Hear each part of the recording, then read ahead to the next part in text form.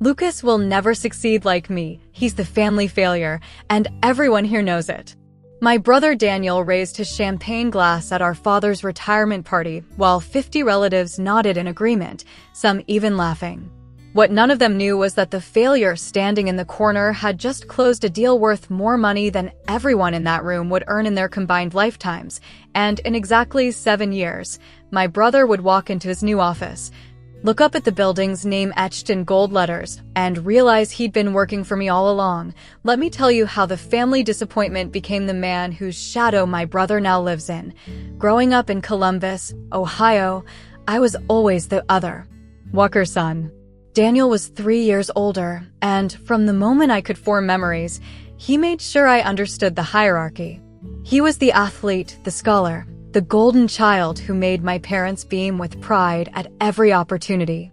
I was the quiet one, the dreamer, the kid who spent too much time reading business books and sketching ideas in notebooks instead of playing football or chasing girls. My father, Richard Walker, was a regional sales manager for a manufacturing company.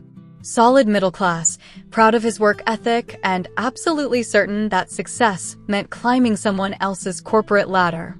My mother, Patricia, was a school administrator who valued stability above all else. Together, they created a home where predictability was praised and ambition, real ambition, the kind that makes you want to build something of your own, was viewed with suspicion. Daniel fit perfectly into their world. He played quarterback in high school, graduated with honors, and went to Ohio State on a partial scholarship. He majored in business, joined a fraternity, and networked his way into a management position at a Fortune 500 company before he was 25. Every holiday, every family dinner, every single gathering became a celebration of Daniel's latest achievement, and me, I dropped out of college after 2 years. The disappointment in my parents' eyes when I told them is something I'll never forget. My father actually laughed, not a cruel laugh, but the kind of laugh that says, "I expected this," without needing words. My mother cried. Daniel just shook his head and said, "Some people aren't built for success, Lucas. It's okay. We can't all be winners."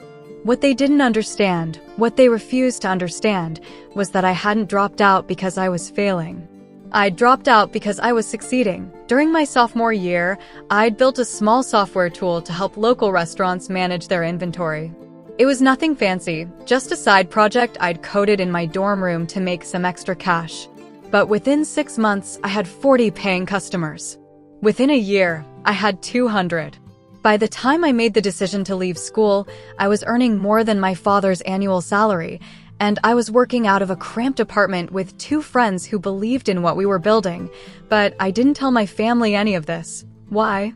Because I'd learned early on that my family didn't want to see me succeed. Every time I'd shared an accomplishment as a child, Daniel found a way to diminish it. Every time I'd expressed a dream, my parents gently redirected me toward realistic goals. After years of having my ambitions crushed, I'd learned to keep them private. So when I dropped out, I let them believe what they wanted to believe. I let them think I was lost, directionless, another millennial who couldn't handle the real world. I nodded along when my father lectured me about responsibility. I stayed quiet when Daniel made jokes about my failed potential. I became exactly what they expected me to be, invisible, and in that invisibility, I built an empire. The company I'd started in my dorm room grew faster than I'd ever imagined. We expanded from restaurant inventory software to full business management systems. We raised venture capital, hired brilliant engineers, and moved into a real office in Chicago. I was 24 years old, running a company valued at $50 million, and my family still thought I was a failure. I visited home occasionally, always careful to maintain the illusion. I drove a modest car, a Honda Civic I kept specifically for family trips. I wore clothes that were nice but unremarkable. I told vague stories about working in tech and let my family fill in the blanks with their assumptions. They pictured me in some entry-level IT job, probably underpaid, probably struggling. They never asked questions. They never showed genuine interest. And I never volunteered the truth. The retirement party changed everything. My father was turning 65, finally stepping away from the job he'd held for 32 years. My mother organized a celebration at the local country club, the same country club my family had scrimped and saved to join when I was 12, the one Daniel had used for networking his entire adult life. I almost didn't go. My company was in the middle of a major acquisition, and I'd been working 18-hour days for weeks. But my mother called, her voice carrying that particular guilt-inducing tone that only mothers can manage, and I found myself driving to Columbus on a Friday evening with a knot in my stomach. The party was exactly what I expected. Relatives I barely recognized. Coworkers of my father telling the same stories I'd heard 100 times. And Daniel, holding court at the center of it all, his beautiful wife on his arm, his two perfect children running around in matching outfits. I stood in the corner with a glass of wine, counting the minutes until I could politely leave. That's when Daniel decided to make his toast. He clinked his glass until the room fell silent, then launched into a speech about our father's legacy. It was actually quite moving at first, talking about Dad's work ethic, his dedication, his role as a provider. But then Daniel's eyes found me across the room, and something shifted in his expression. And I think, Dad, what you taught us most was the importance of drive, Daniel continued, his voice carrying easily through the silent room. Some of us learned that lesson better than others. A few uncomfortable laughs.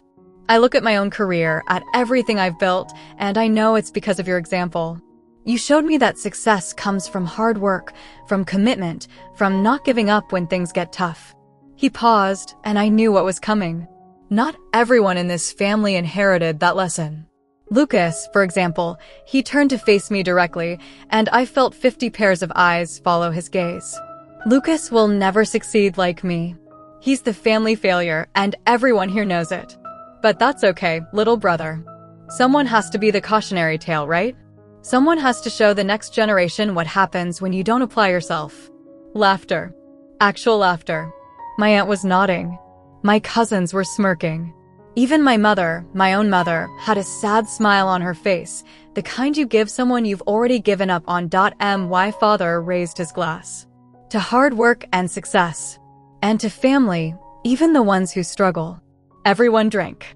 Everyone except me. I set my wine glass on the nearest table, walked out of that country club, and didn't look back. I drove straight to the airport, caught a red-eye to Chicago, and sat in my corner office at 3 a.m., staring out at the city lights. That night, I made a decision. I was done hiding. Done protecting people who had never protected me. Done being the family secret, but I wasn't going to announce my success with some dramatic revelation. That would be too easy, too expected. No, I was going to do something better. I was going to wait. Over the next 7 years, I built Walker Technologies into something extraordinary. We went public when I was 28. The IPO made me a billionaire on paper and millionaires out of every early employee who'd believed in our vision. We acquired competitors, expanded internationally, and became one of the fastest-growing tech companies in America, and I started buying real estate. It began as a financial strategy, diversifying assets, creating passive income streams, the usual billionaire playbook. But somewhere along the way, it became something more personal. I bought properties in cities where I'd felt like an outsider. I built towers in places where people had underestimated me. Every building with my name on it was a quiet monument to everyone who'd ever counted me out, including my family. I kept tabs on Daniel over the years. Not obsessively, just enough to know what was happening. His career had plateaued in his late 30s, a common story for golden children who peaked too early. He'd been passed over for promotions, shuffled between departments, and eventually landed at a mid-sized consulting firm that was slowly bleeding clients. I knew when that firm was acquired by a larger company. I knew when the larger company moved their regional headquarters to a new building in downtown Chicago.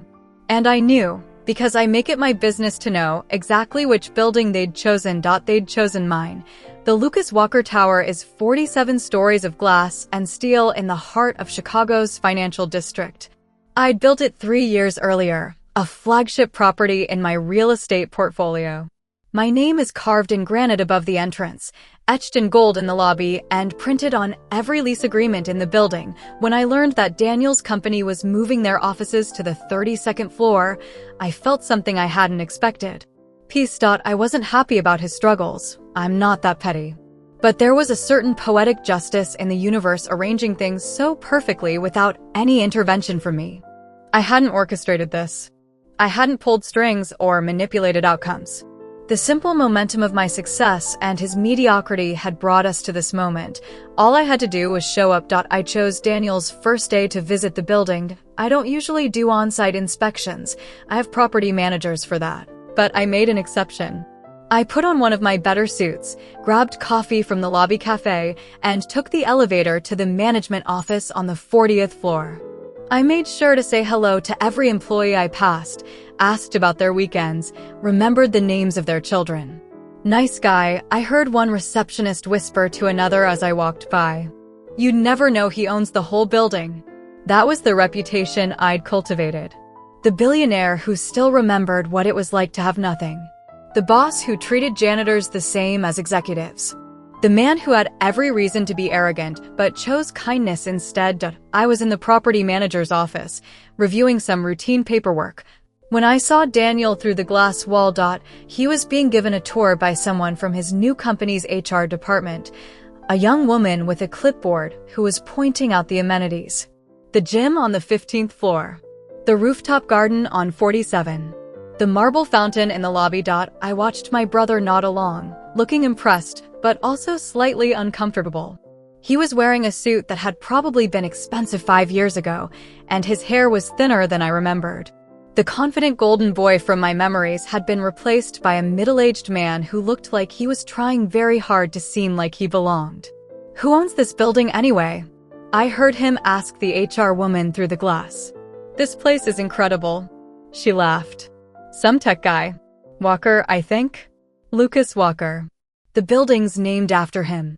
I watched my brother's face. It didn't register at first. Why would it? He hadn't thought about me in years, probably. I was the family footnote, the name that came up occasionally at holidays when someone asked, "Whatever happened to your other son?" But then I saw the moment it clicked. His eyes went to the name etched on the glass door of the office we were standing in. Walker Properties. His head turned toward the lobby, where Lucas Walker Tower was spelled out in letters 3 feet tall, and then he looked through the glass wall directly at me. I raised my coffee cup in a small salute. I've seen a lot of expressions in my life. I've sat across from investors who were about to lose millions. I've watched competitors realize they'd been outmaneuvered. I've seen shock, anger, disbelief, and despair in every possible combination, but I've never seen anything quite like my brother's face in that moment. It was like watching a building collapse in slow motion. Every assumption he'd ever made, every joke at my expense, every pitying look and condescending comment, all of it crumbled as the truth crashed over him like a wave. The family failure owned the building he was standing in. The cautionary tale was his landlord. The brother who would never succeed had succeeded so completely that Daniel was now, quite literally, living in his shadow. I didn't approach him. I didn't need to. I simply finished my coffee, shook hands with my property manager, and walked to the elevator. As the doors closed, I saw Daniel still standing in the same spot, the HR woman tugging his arm, trying to continue the tour. He quit that afternoon. I know this because the HR woman mentioned it to my property manager, who mentioned it to me. Strangest thing, she said. The new guy from the consulting firm just walked out. Said he couldn't work here. Wouldn't say why. I could have reached out. Could have called Daniel, invited him to lunch, offered some kind of reconciliation. Part of me even considered it, but then I remembered the retirement party. The laughter. The nodding heads. The way my own mother had looked at me with pity while my brother declared me a failure in front of everyone I'd ever known, and I decided that some shadows are earned. It's been 2 years since that day in the lobby. I've seen Daniel twice, both times at family events I couldn't avoid. He doesn't speak to me. Doesn't even look at me.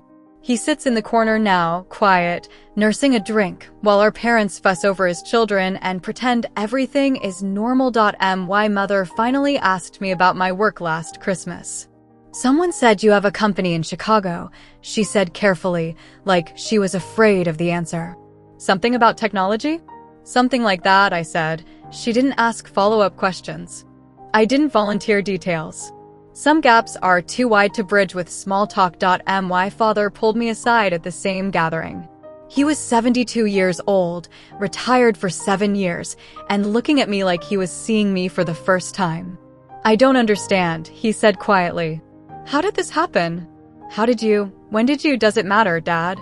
He didn't have an answer. I built Walker Technologies into a $12 billion company. I own real estate in 15 cities. I employ over 8,000 people, and I've donated more money to charity than my family will earn in 5 generations. I've been on magazine covers, given commencement speeches, and shaken hands with presidents. But the moment I'm most proud of, the memory I return to when I need to remind myself how far I've come, is the look on my brother's face when he realized whose building he was standing in. Not because I wanted revenge. Revenge is small, and I stopped being small a long time ago. But because that moment proved something I'd spent my whole life trying to believe, that the people who underestimate you don't get to decide your future. That the labels they put on you aren't permanent. That success isn't about proving them wrong, it's about proving yourself right. My brother said I'd always live in his shadow. Now he works in a building with my name on it, and he couldn't handle even that small reminder of how wrong he was. Some people spend their whole lives trying to escape the boxes their families put them in. I didn't escape the box. I built a tower instead. And if my brother ever wants to come out of my shadow, he knows where to find me. I'll be on the top floor, looking down at all the people who once looked down on me and wondering why their opinions ever mattered at all. They didn't. They never did. Success isn't loud. It doesn't need to announce itself at parties or tear others down to feel tall. Real success is quiet, it builds, it grows, it waits. And when the moment finally comes, it doesn't need to say a word. The truth speaks for itself. If someone in your life has ever called you a failure, keep going. Your tower is waiting to be built.